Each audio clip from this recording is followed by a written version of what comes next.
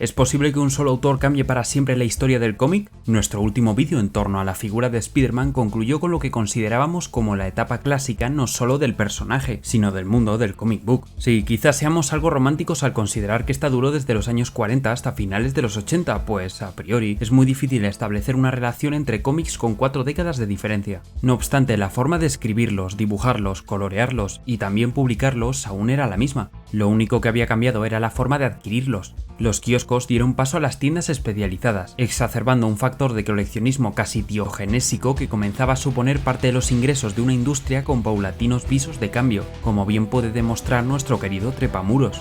Tras una exitosa etapa fundacional en los años 60, una transición a la madurez en los 70 y una explotación del formato a partir de los 80, el asombroso Spider-Man llegó a ser el personaje más rentable del cómic, no solo por sus diversas colecciones individuales o colectivas, sino también por la imagen de marca que desarrolló a través de la animación, televisión y mercadotecnia de todo, pero de todo tipo. Esta fama se había logrado gracias a decenas de artistas, pero en el fondo, el personaje era el que vendía las colecciones. Parecía que ningún nombre, fuera cual fuera su popularidad, podría superar al suyo, y eso que estrellas del momento como John Byrne, John Romita Jr. o Mike Zeck pasaron por cabeceras como Spectacular, Amazing o Web of Spider-Man. Al fin y al cabo, el Hombre Araña era la imagen de una Marvel montada en el dólar gracias también al furor mutante, lo que de alguna manera limitó las posibilidades de experimentación en las grandes franquicias, estando estas sujetas a una repetición de argumentos y temáticas algo cansina. Sin embargo, sí hubo alguien capaz de desestabilizar este status quo, un nombre que ya era conocido por aquellos amantes del cómic de los 80, que estaba dando mucho de lo que hablar, no siempre para bien, y que en los recién llegados 90 sería el primer perpetrador de un cambio de paradigma jamás visto.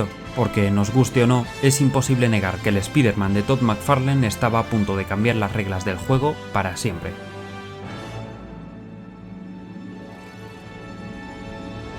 Pero antes de comenzar, ¿quién era Todd McFarlane? Este joven canadiense durante su adolescencia intentó dedicarse a deportes como el béisbol, pero una lesión de rodilla acabó orientando su vida a otra de sus pasiones. Dibujaba desde la infancia, creando en el instituto a un personaje salido del infierno, Spawn, por lo que cuando se le presentó la oportunidad de trabajar en su tienda de cómics favorita, no dudó ni por un momento en compatibilizar este empleo con sus afanes de ser dibujante en Marvel o DC. Tras cientos y cientos de cartas que, lógicamente, le hicieron mejorar, en 1985 lograría dibujar una historia corta en Coyote, una cabecera del sello Epic escrita por Steve Englehart. McFarlane no tuvo que esperar demasiado para ser llamado por las grandes ligas, al pasar de encargos de segunda como Infinity Inc. y portadas varias a dibujar la continuación del aclamado reinicio de Batman.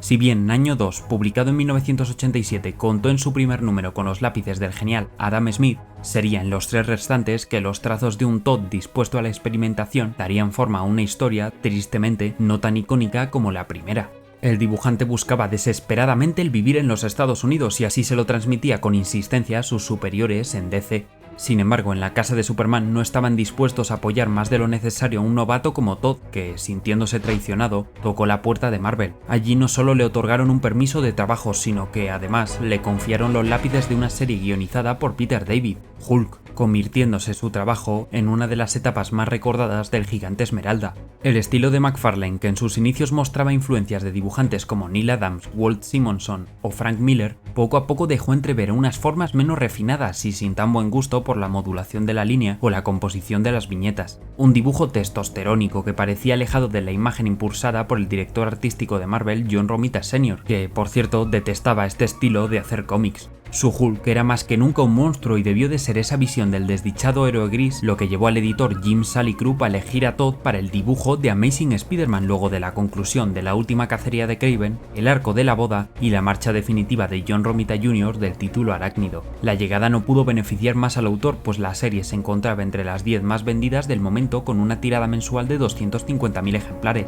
demostrando que el personaje convertía en oro todo aquello que tocaba. Esta se acercaba inexorablemente a su número 300, uniéndose McFarlane en un 298 que argumentalmente comenzaba a anticipar este hito del tricentenario para mediados de 1987. Su llegada fue un soplo de aire fresco no solo por ser el primer dibujante fijo luego de unos meses de incertidumbre, sino además por el estilo que intentó imprimir al título.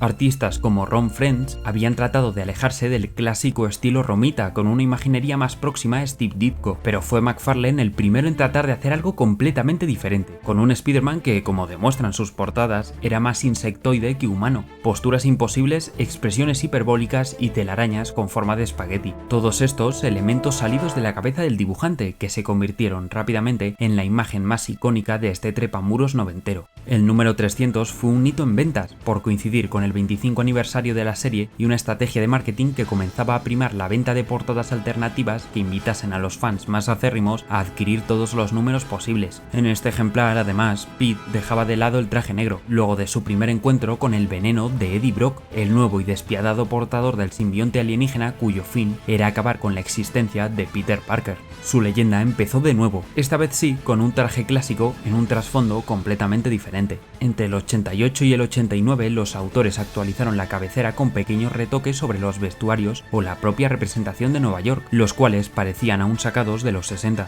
La MJ de pelo rizado y con planta de supermodelo o los ambientes sucios, húmedos y turbios de los tejados, callejones y túneles de la ciudad serían, al igual que los argumentos de estos años, representativos de una nueva forma de escribir al asombroso hombre araña, que, sin lugar a dudas, llevaban la firma de McFarlane.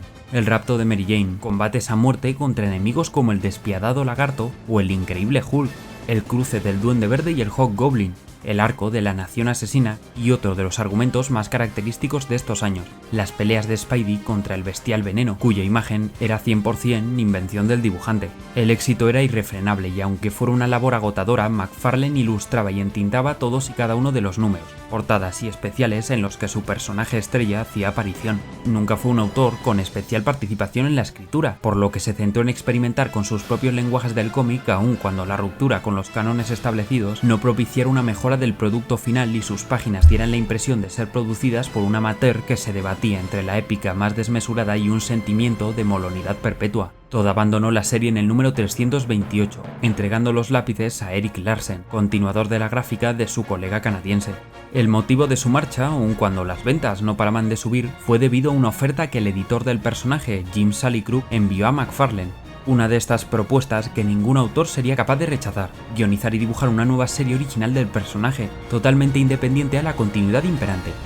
Os podéis imaginar la respuesta de este joven autor que, aun habiendo reconocido su inexperiencia con la escritura, se lanzó con entusiasmo a una labor que culminaría en junio de 1990. Dicha serie, llamada sencillamente Spider-Man, fue publicitada a bombo y platillo. Tal debía de ser la confianza de Marvel que se llegaron a lanzar más de 10 versiones del cómic para apelar a los coleccionistas, alguna, incluso y aunque parezca extraño decirlo, con el cómic herméticamente encapsulado en una funda de plástico.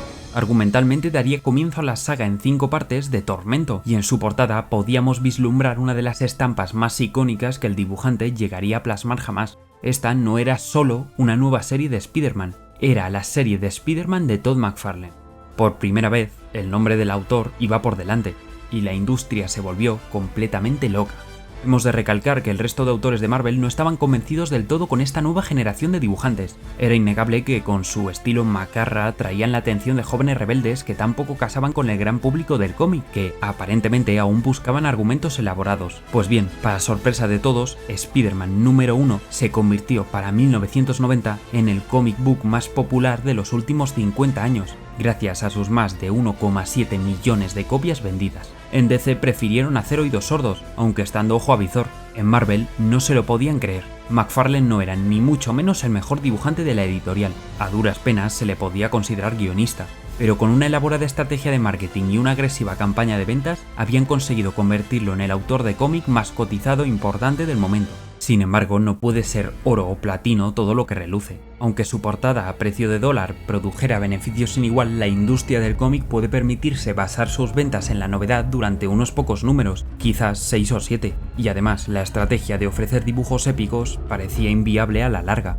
En aquellos años McFarlane reconoció no leer nada, literalmente, ninguna cultura literaria que permitiera desarrollar un pensamiento crítico sobre sus propias creaciones. Sus páginas brillaban no por un fulgor propio de una complejidad narrativa y gráfica, sino por un destello tan fuerte a través de sus dibujos dramáticos y plagados de madurez, entre comillas, que cegaban a todos sus lectores. Aunque las ventas se mantuvieron altas, la serie carecía de calidad. Eran publicaciones de mucho ruido y pocas nueces en las que Spider-Man parecía una excusa para mostrar situaciones épicas y molonas. No nos atrevemos a calificar esta serie como papel mojado, pero sí como lo suficientemente mala para no tomarnos en serio sus planteamientos. Pero eso qué importa, aunque las narraciones rozasen la mediocridad, las ventas en aquel momento eran imponentes, y por el sistema de regalías de Marvel, Todd se hizo de oro, además de una celebridad del mundillo y la cara visible de una nueva generación de autores que únicamente con sus dibujos lograban elevar las ventas de una serie a millones. Para demostrar esto, veamos las estadísticas. Un año después, en 1991, Rob Liefeld sentó un nuevo récord con los 4 millones de copias vendidas con el número 1 de X-Force. Una gesta aún más increíble al presentar personajes como Cable, Shatterstar o Domino, en el fondo secundarios mutantes.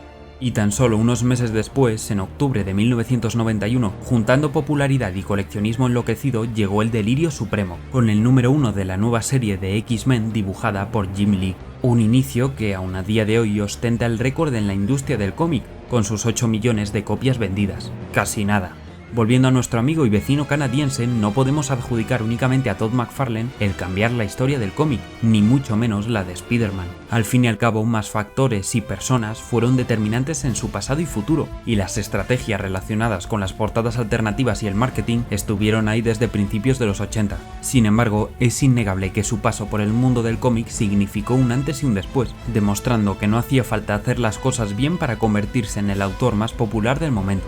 Solo necesitabas una imaginería gamberra, la promesa de un número 1 que, aunque hoy valiera solo $1, mañana podría valer miles, y que los nombres de autores como Erik Larsen, Rob Liefeld, Todd McFarlane o Jim Lee aparecieran en los créditos. Los cómics que históricamente habían sido considerados como basura eran ahora el nuevo petróleo u oro, despertando una histeria y consumo exacerbado que propició durante muchos años un cambio en la escritura, dibujo y planteamiento del medio. Si escuchamos hablar de todas estas colecciones y personajes noventeros, será por sus números más que por su calidad. Muestra de ello es que de los 10 cómics más vendidos de 1991, 7 fueron primeros números, de los cuales 5 eran versiones alternativas de ese X-Men número 1. Entonces, ¿de qué servía escribir buenas historias si cualquier personaje nuevo, con sus dosis de violencia, sexualización y explosividad, aún contando con un argumento mediocre, te vendía 250.000 copias con facilidad? ¿Sería buena idea darle tanto protagonismo a unos autores de escasa experiencia? Sinceramente, ¿este sistema era viable o se estaba inflando una burbuja masiva que podría explotar en cualquier momento? Son preguntas muy complicadas que responderemos dentro de muy poco.